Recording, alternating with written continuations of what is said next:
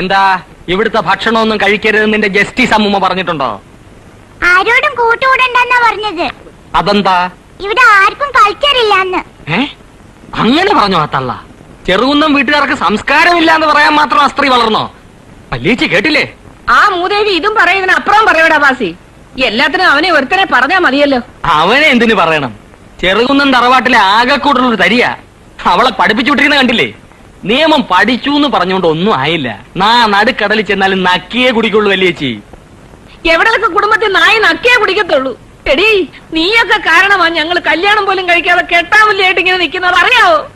എങ്ങോട്ടാടി നിന്റെ പോക്ക്? എന്താണ് നിന്റെ ഉദ്ദേശം? നീ ഒരു പെൺകുട്ടിയല്ലേ? ഞങ്ങൾക്ക് കൾച്ചറില്ലാത്ത